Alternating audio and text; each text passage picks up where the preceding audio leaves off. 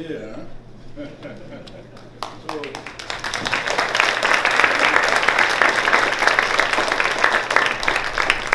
first of all, welcome to all of you, really, from the bottom of my heart. You know, it's not every day that you've done 90, so, you know, let's give a collective shout out to Grolier.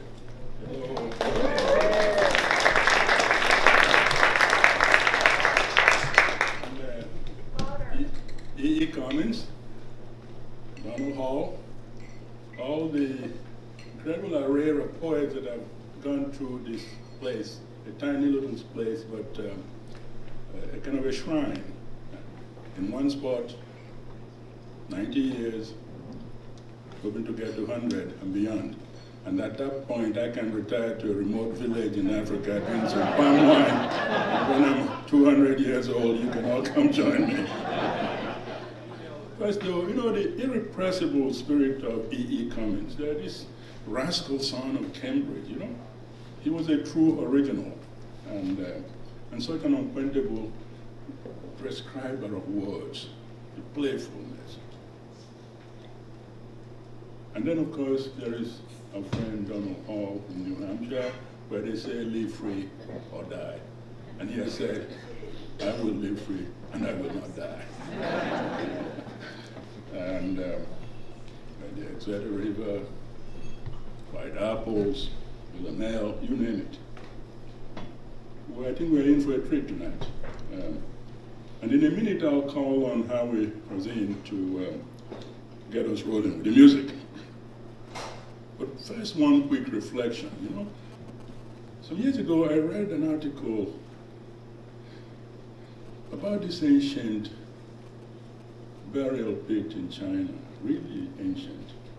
And they were already perforating the shank bone of a cow to make music, okay? To make ceremony. And a thought crossed my mind. The material conditions of life must have been nothing at this point. So why this need to make music? Why didn't they bury their dead in the gully? You know? And it seems as if music is really hardwired in our brains.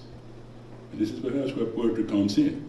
You know, the rhythmicity of daily speech, of the ordinary languages of the human tribes of the world, the rise and fall of the vocables, the heartbeat. If music is there, can poetry be far behind? If poetry is there, can music be far behind?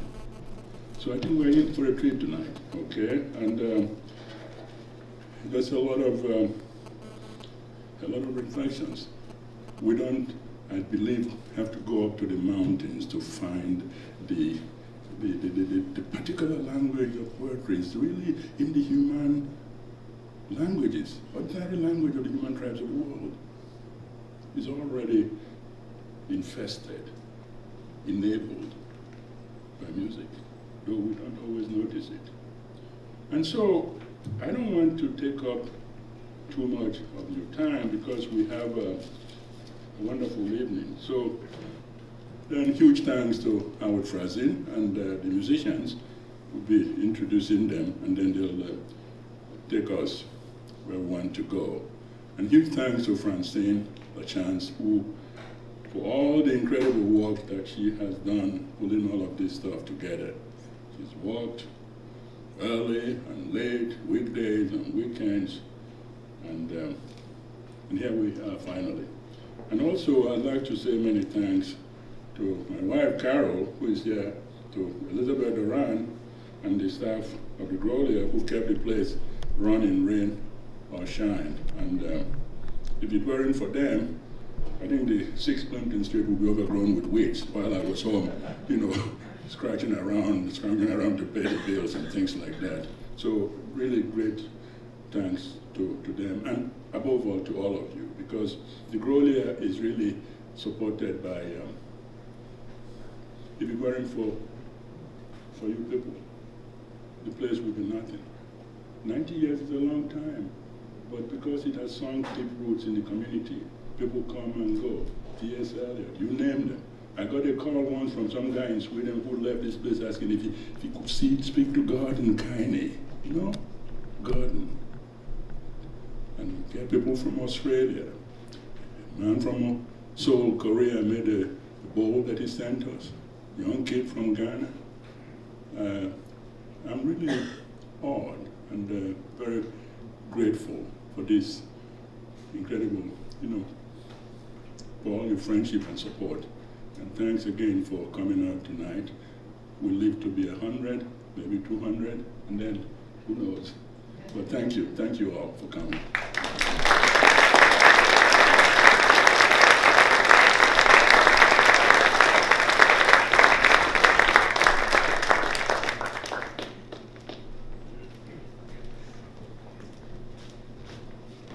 I'm Howard Frazen. He just talked very deeply about music, so what do I have to say, right? Hopefully I'll just, as a composer, you'll hear what me and friends have to say about the connection between poetry and music through what we've done. I will say, just sort of briefly, from what I hear from Efenye, is music is about connection and it's about something deeply personal. And so I just want to say, I've known, I didn't meet Efenye until much later. I've known Carol for years because I taught their daughter, Ndidi, when she was little. So our connection is musical. I finally met Efenye. He came to a word song, which we'll talk about in a second. He came actually to the word song that you're about to hear, this E. Cummings. And he came to a house of some friends of mine, Kate and Tom Cush, who are also here tonight. While we were putting together that concert, Kate and Tom and I had a conversation, and we discovered we were English majors at the University of Michigan, different generations, but we knew a lot of the same professors. One of the professors that they talked about with deep admiration and inspiration was Donald Hall.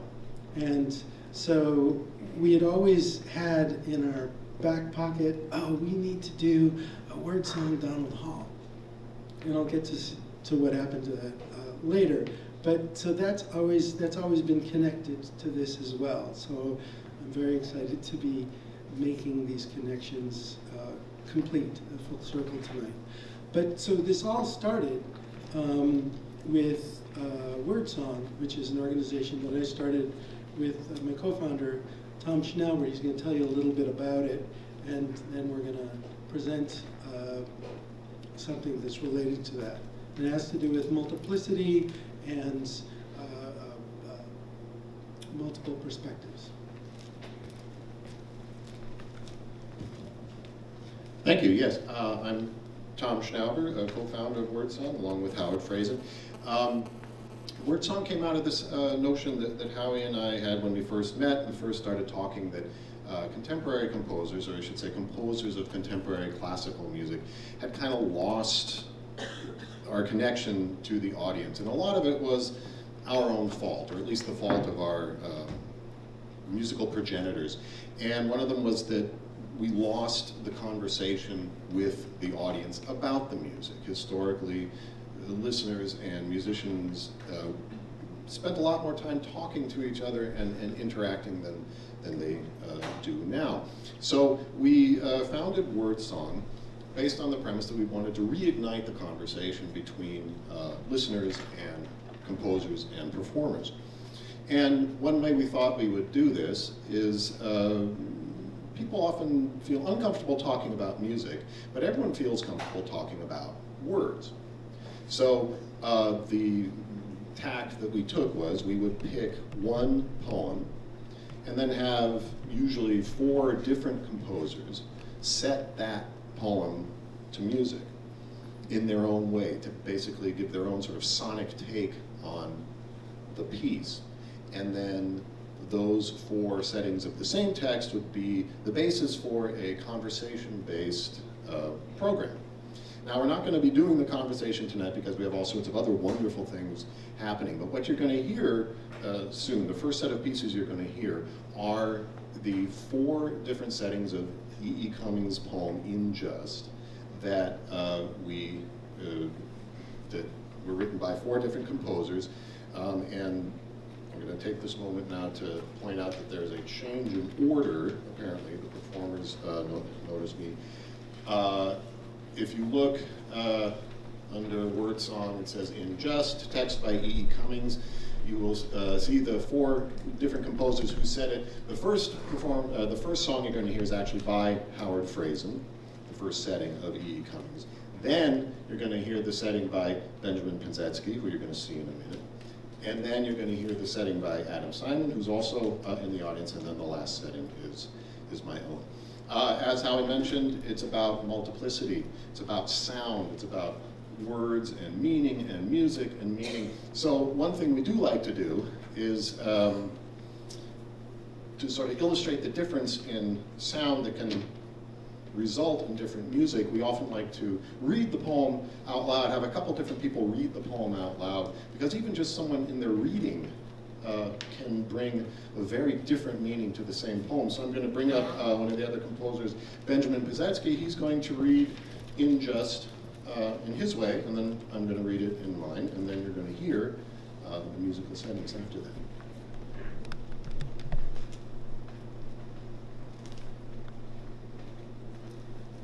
In just spring, when the world is mud luscious, the little lame balloon man whistles far and wee.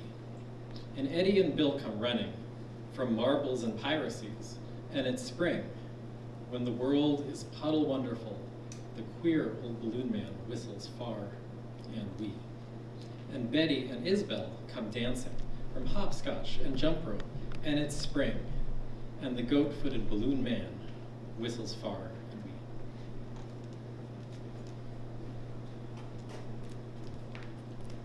In just spring, when the world is mud luscious, the little lame balloon man whistles far and wee. And Eddie and Bill come running from marbles and piracies, and it's spring, when the world is puddle wonderful, the queer old balloon man whistles far and wee. And Betty and Isabel come dancing from hopscotch and jump rope, and it's spring, and the goat-footed balloon man whistles far and wee.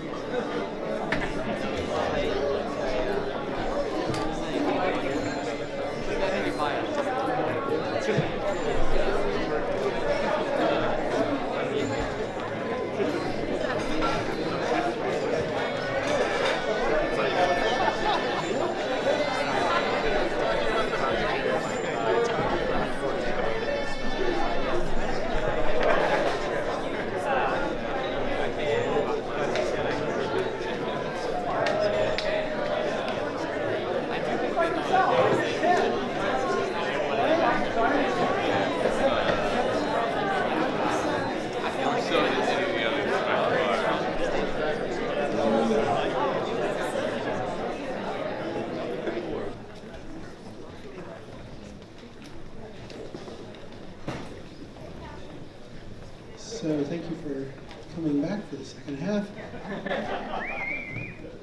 I won't say that much because there's a lot of music and there's a lot of words in the music. I'll sort of. What's different about this than what you heard just in the first half? This is a song cycle. So there are 6 poems that are fashioned to tell a story. I actually went, so I've been visiting Don. And like I said, my connection to Donald Hall is through, partially through Kate and Tom Cush, who introduced me to his poetry. And in the conversation, I didn't study with Don, but they did. I studied with another teacher at the University of Michigan. I was an English major. His name was Bert Hornback, and Bert and Don were best friends. And so about 3 or 4 years ago, when this project started to take shape, I met Don and Bert, who I hadn't seen in 30 some odd years. And I came to music quite late. I started with words. I thought I was going to be a writer. I was an English major in college, came to conservatory, basically musically illiterate. But it was because Bert sort of said, oh, you should write a piece for me, based on Charles Dickens' A Christmas Carol, that I did, not knowing how to read music, but that's how it all started. At any rate, so then I did another sort of audacious thing, basically, is I showed up, first time I ever meet Don, and I say, oh, I picked these 6 poems, and I think they tell a story, and I'm going to tell you why. And so just, so don't, first of all, don't clap in between if you can, because it really is supposed to be like a little bit of a play. And as most of you know about Don, one of the heartbreaking parts of his life was the loss of his wife, Jane Kenyon. And there were a lot of poems about that. I picked, just sort of serendipitously, The Wish, which it turns out he told me, was one of the last poems he ever wrote about her death, and sort of felt like with that poem he started to move forward. But in my rendition, I used that as the beginning of being stuck and not being able to move forward. And then we go back in time. And interestingly, too, I didn't realize this until literally 2 or 3 days ago when I happened to be watching some interview of Don on the computer. He'd been through analysis and did that whole thing. Well, that's sort of what I did a little bit. I start with the child, which is going back to a complicated beginning in some way. And then there's a marriage that doesn't work that you get a sense of in Moonshot, and a sort of an anger. And then there's Villanelle, which is just like literally, fuck it, right? I can say that because the poem does. And then it comes around again with by the Exeter River, where he is in communion with his father, and his father sort of maybe had those difficulties too, which you'll see in that poem. And then it comes around one last time with him contemplating the death of his own father. This was tough. That was actually the first text that I was going to set. I wrote that song. I started writing it 9 days ago, and I finished it about 4 days ago.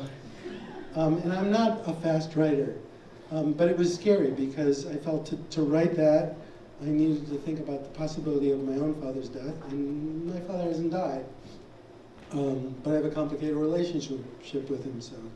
Anyways, So enjoy. I was going to have an interview.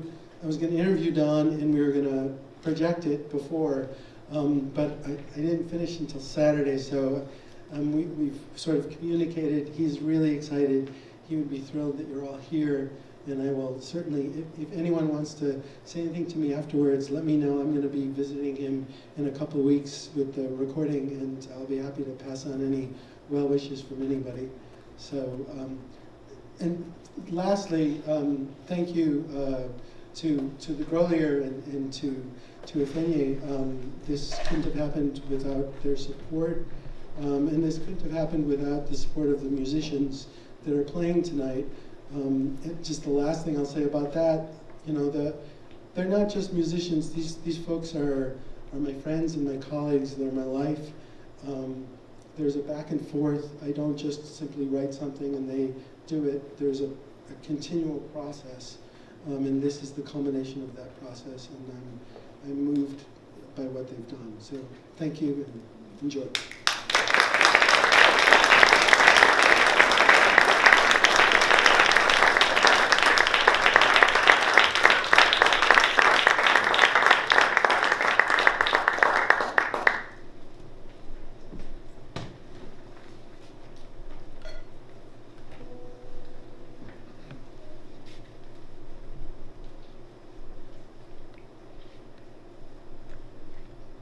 I keep a weary ghost inside me. Oh, let me go.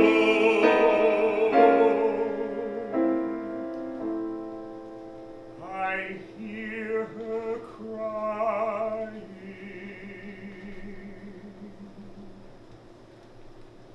Deep in your dark, you want to hide me, and so perpetuate my dying.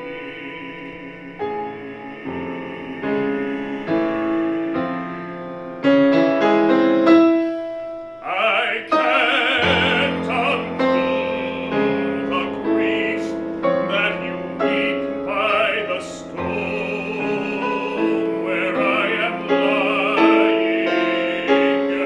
Oh, let me go.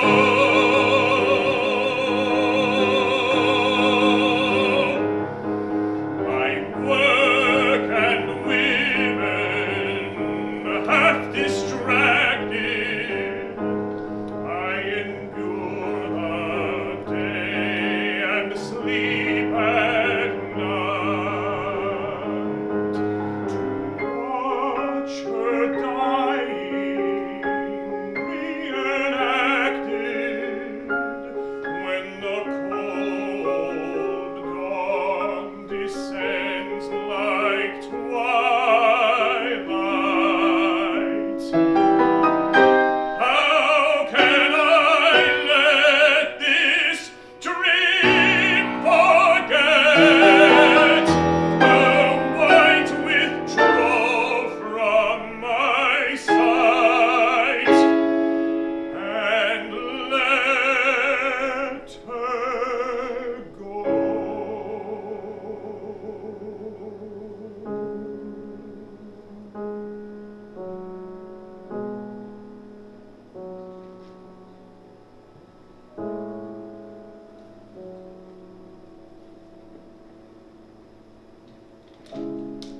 Her body, as I watch, grows smaller.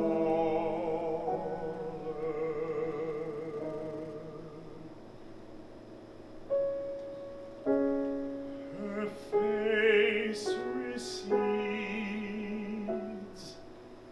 her kiss is colder. Watching her disappear,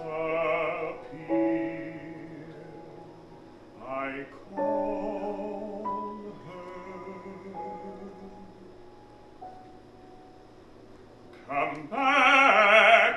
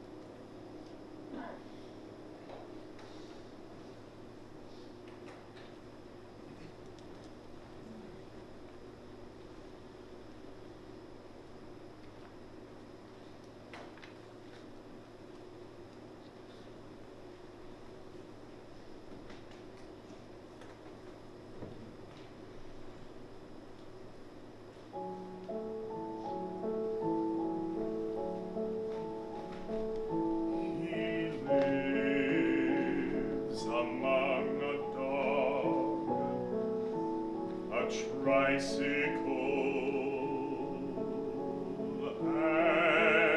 a friend. Nobody owns him. He walks by himself beside the black pool in the cave, where I see coals of rock, rain-hard water,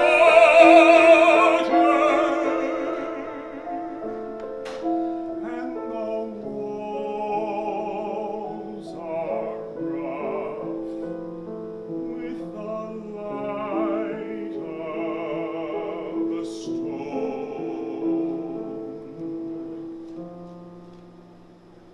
He hears low talking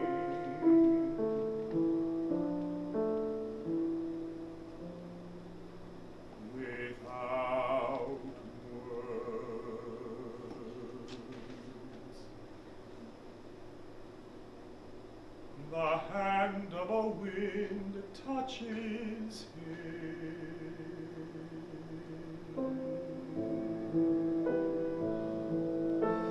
he walks until he's tired, or somebody calls him.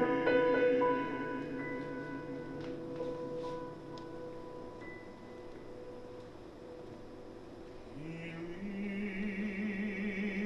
leaves right away.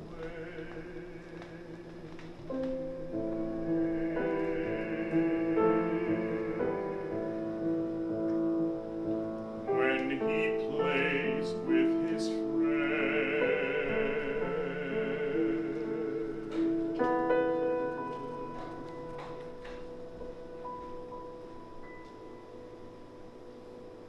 he stops suddenly to hear the black water.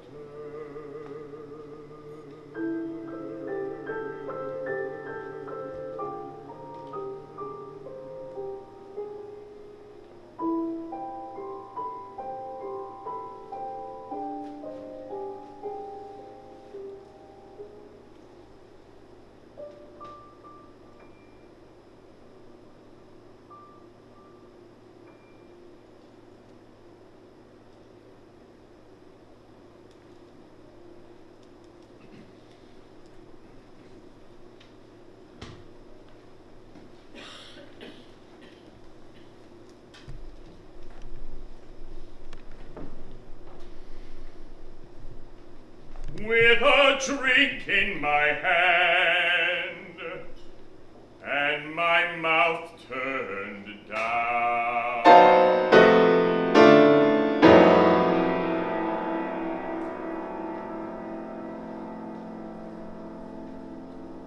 I sat with Min and Bill, looking at a television picture in July of 1969.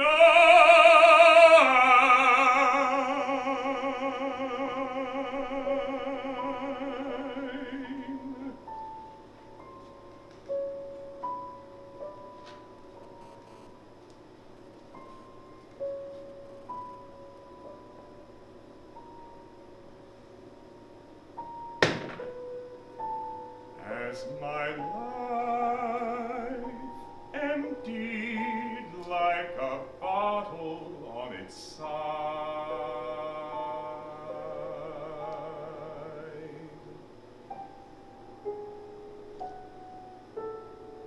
glug, glug, glug.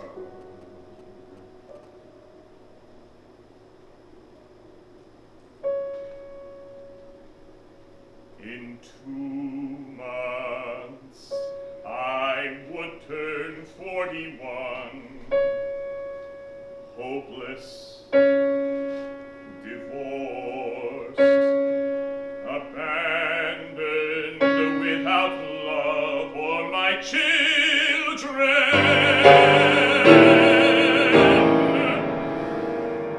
I understood that my losses were my own contrivance.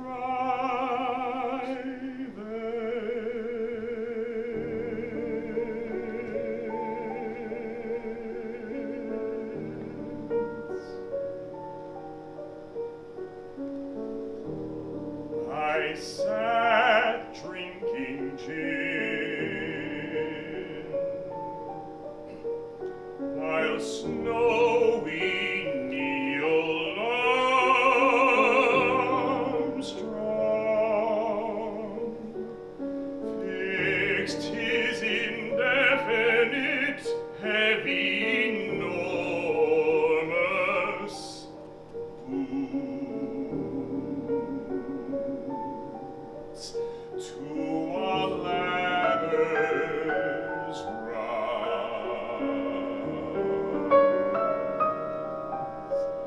and wobbled down toward the moon,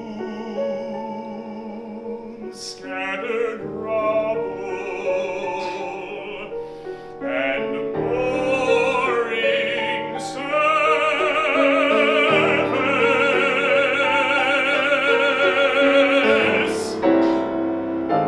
Who cares?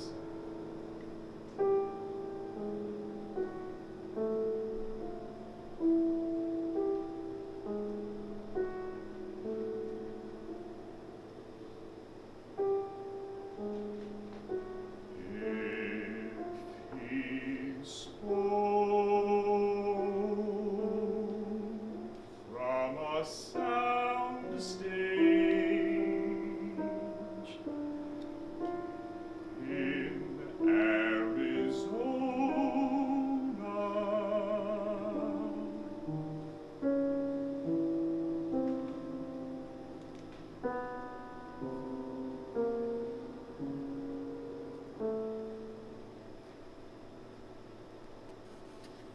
who the fuck cares?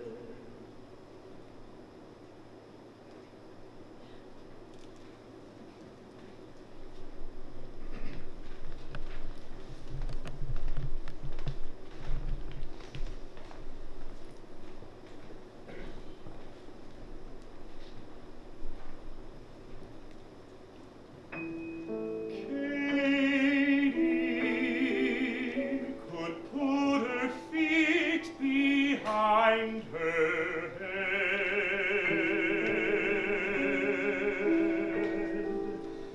or do a grand plie position too. Her suppleness magnificent in bed.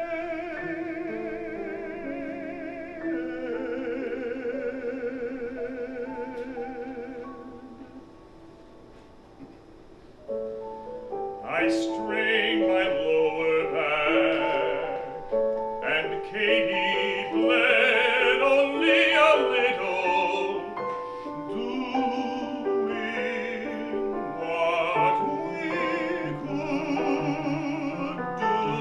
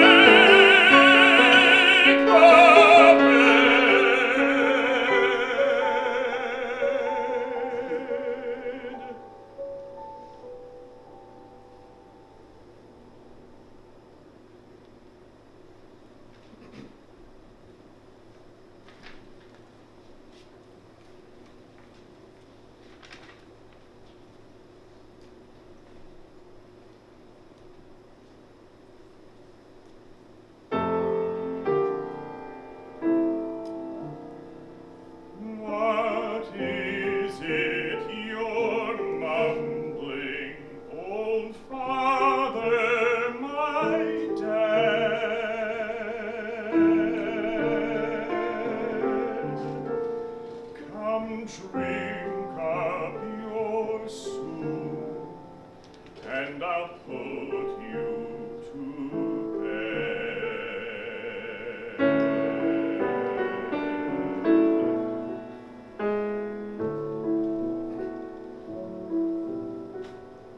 By the Exeter River, by the river I said,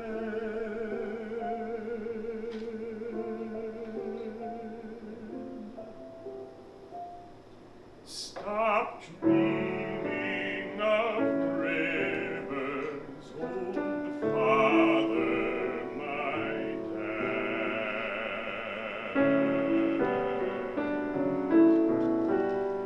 Or save all your dreaming till you're tucked in bed.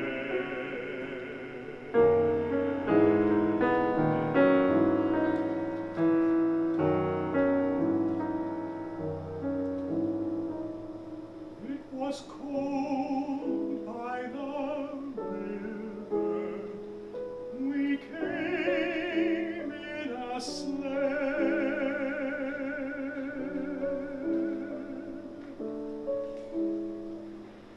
Stop dreaming of colder than father, my dad.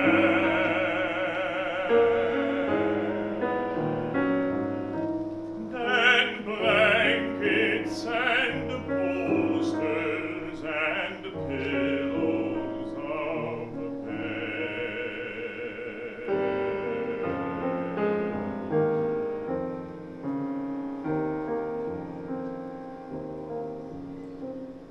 We took off his dress and the cap from his head.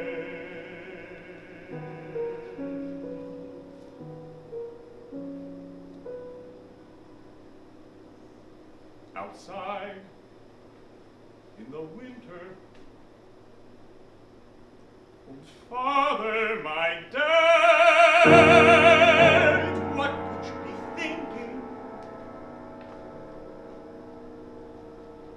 Let's go off to bed.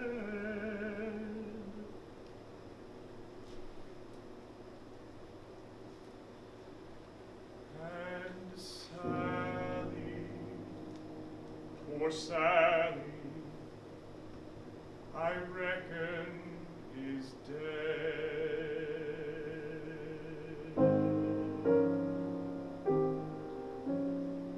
Was she your old sweetheart, old father, my dad?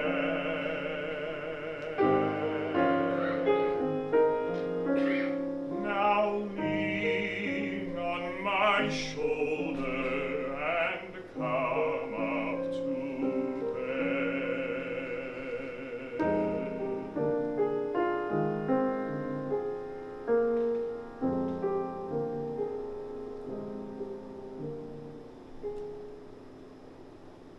We drowned the baby. I remember we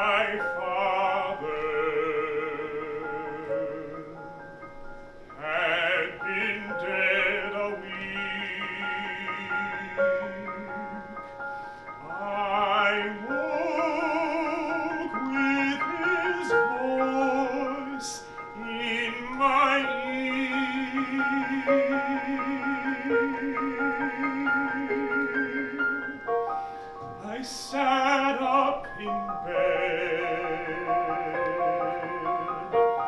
and held my breath and stared at the pale closed door.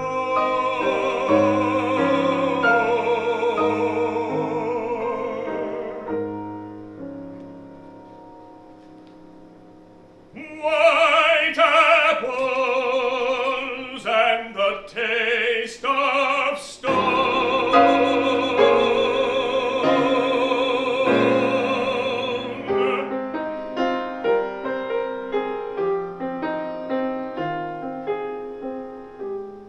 white apples and the taste of stone.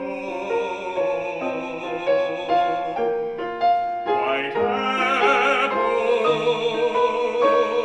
and the taste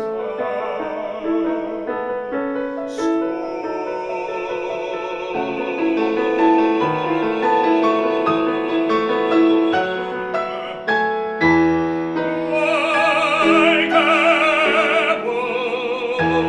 apples and the taste of stone.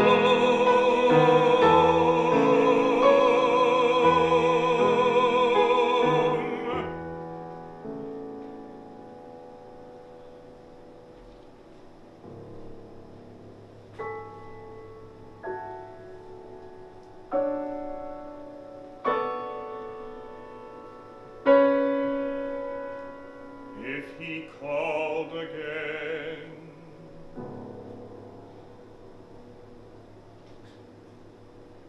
I would put on my coat and galoshes.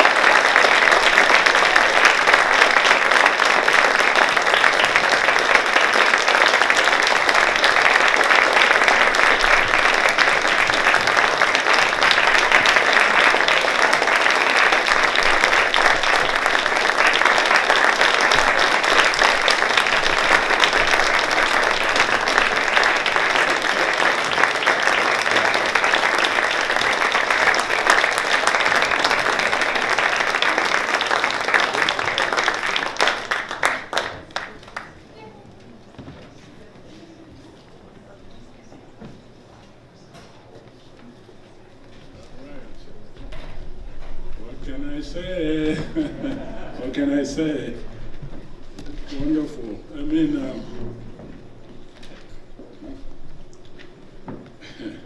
Keith, and Linda, and Krista, Raphael, Robert, Howie, Tom, Benjamin, Adam.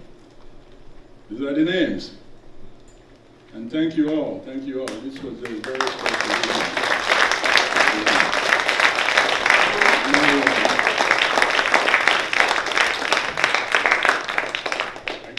I keep thinking too, all the different translation projects that we're all involved in. The young man, the young woman out on their first date, trying to read each other's moods, each other's intentions. There's a translation going on there. We normally think of this as languages, you know, French to German to English. But we sometimes forget the deeper meanings of these things. Look at the renderings of E. Cummins' poem, the light and the sprightly, the brooding, one single text, and look at Donald Hall's poems and what you've just heard. These translations, what brings us together. Think about the Grimm's Law, the fairy Grimms, from Isis, Bata to Fada in English, the transitions, the fish to fish. Nobody superintended it, the natural languages of the world, making these transitions. Mahatma Gandhi, great soul Gandhi. And from Ma you get majoritarian, magisterial, Atma, atmosphere, breath, all these linkages, the world that we know. So the translations, and I know from my own personal life what got me involved in poetry many years ago before I went on to do my grad work in philosophy.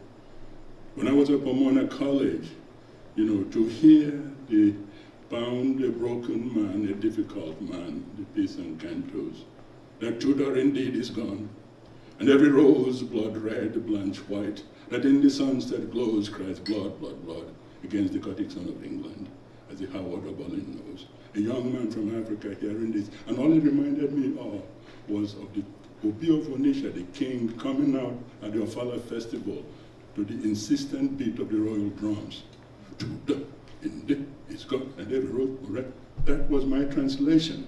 And it gave me a big respect for the language of these English colonial masters, Pit helmet, they gave us trouble. We didn't care much. So in the hands of an American poet, very difficult man, broken man. Tudor indeed. All I heard was the insistent beat of the royal drums of the Obi of Onitsha coming out into the Ofala festival. That was my translation of these linguistic performances. So that's all I really wanted to say, because we have more in common than we do that hold us apart. And so I'll read you my poem called Before a Common Soil. Let this then be your understanding. You sons and daughters of the ancient stars, that your home reaches beyond the earth, which is your home. May you go forth across the land, and with the movement of flutes celebrate the blessings which the gods have given you. May you catch the shifting of the light at the tip of the flute's tongue, and may you ask of the darkness that it remain with you, lest the light lose sight of whence it came. Oh yes, I have heard song, the power of which was not of the world, though the singer of it was in the world. And I have called out to you, children of an undivided earth, that you join your hands together and be of one accord before a common soil, lest the rivers cease to water the land, lest the voices of the singers be forever still. Oh yes, I have heard song, the power of which was not of the world, though the singer of it was in the world. Go in peace. Let us take care of each other, okay?